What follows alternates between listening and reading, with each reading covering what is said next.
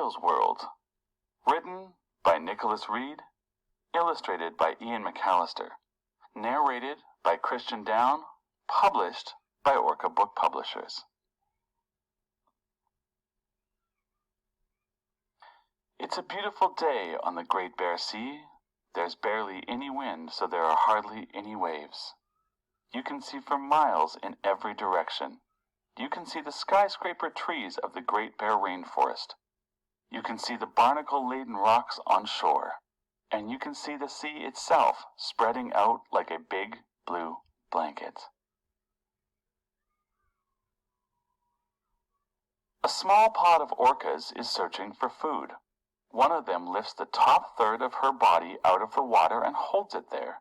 It's a move called spy hopping, and it lets the orca see what's going on above the water and on land. She looks like a periscope. The orca is looking for a seal or sea lion that her pod can share for lunch, but there are none around. Instead, she sees a grizzly bear on the seashore upending rocks and logs as he looks for mussels, barnacles, and crabs. You may not think grizzly bears eat seafood, but in the Great Bear Rainforest, they love it. The orca also sees a black bear hiding in the bushes. Black bears are nervous around grizzlies because they are so much smaller. This one doesn't want to draw any attention to himself while the grizzly is around.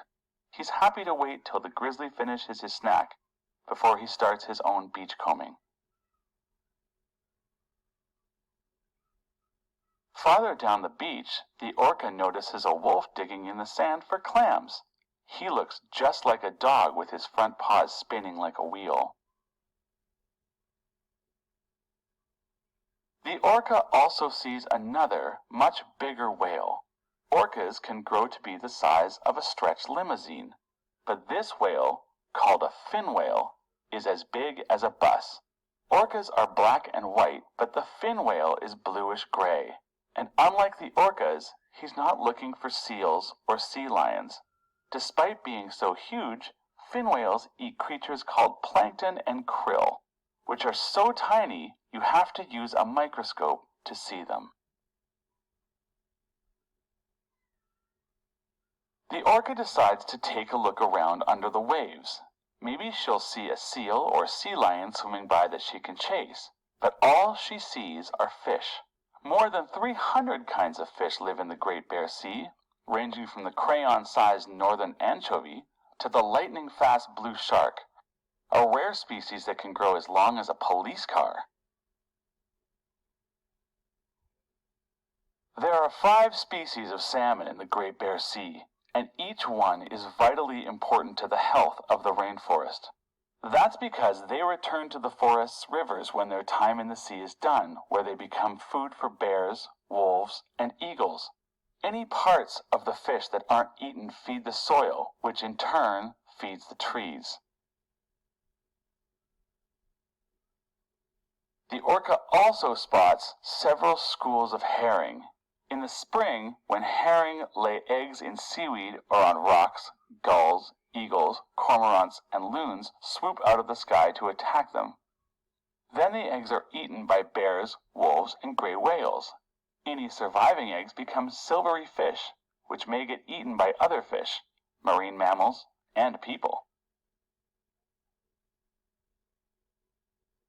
3 very small species of fish, sand lance, sardine, and eulachon, are in the orca's sightlines too. Despite their size, no bigger than your pointer finger, they are hugely important to the Great Bear Sea, because so many other types of fish, such as herring, cod, pollock, halibut, sturgeon, dogfish, and salmon, eat them. That's the way of the ocean. One fish always eats another. Looking down, the orca spots a sea creature that isn't a whale or a fish. It's a Pacific octopus, the largest octopus in the world. Pacific octopuses are as long as alligators. They're also very smart.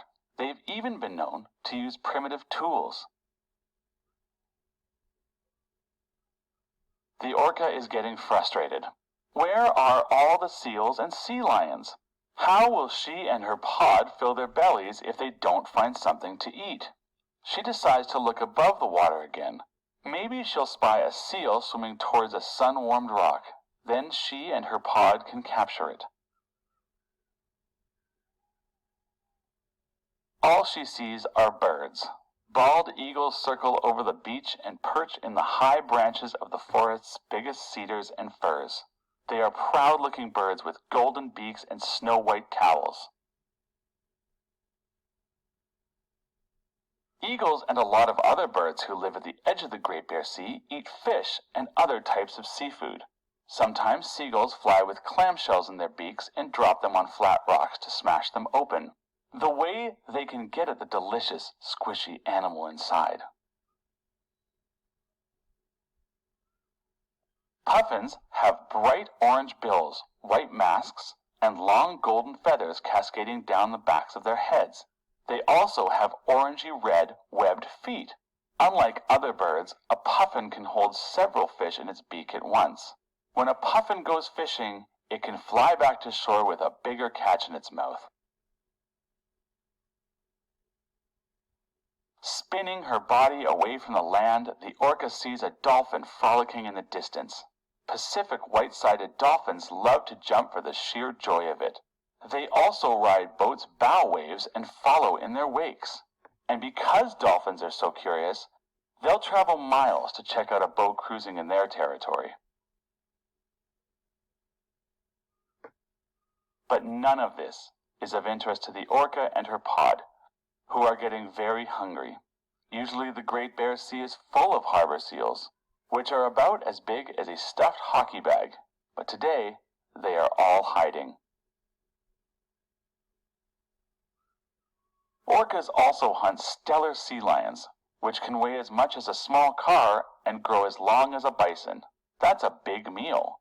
They're called sea lions because they roar like land lions, and they walk on land using all four flippers. But there are no sea lions around either, so the orcas decide to travel farther down the coast to where the hunting may be better. As they swim, they stay in fairly shallow water. Below them are sea stars. Some are big and some are small. The sunflower sea star is as big as an umbrella and has 24 legs that extend from its center like rays. The orcas also swim past hundreds of sea urchins. Urchin is a very old word for hedgehog, which is what urchins look like. Sea urchins can be black, green, olive, brown, purple, blue, or red. And even though sea urchins are spiny, sea otters, sea stars, eels, fish, and even humans eat them. At one point, the orcas enter a kelp forest. Among the many animals and birds that use kelp forests for protection and feeding are seals, sea lions, sea otters, gulls, great blue herons, cormorants, and whales. But today only one seal is sighted, and it quickly hides from the orcas. So the orcas keep swimming south. In no time, they've vanished. Not so much as a ripple remains. This is when a harbor seal feels safe enough to emerge from her hiding spot in the kelp bed and haul herself onto a rock. She's been waiting for the orcas to disappear to show herself. Now she can relax on the rock and enjoy the calm sea. It's a good day to be alive on the Great Bear Sea. On the next slide, you are going to tell me, how do we know this is an informational text? And you're going to give me 3 facts that you learned about orcas.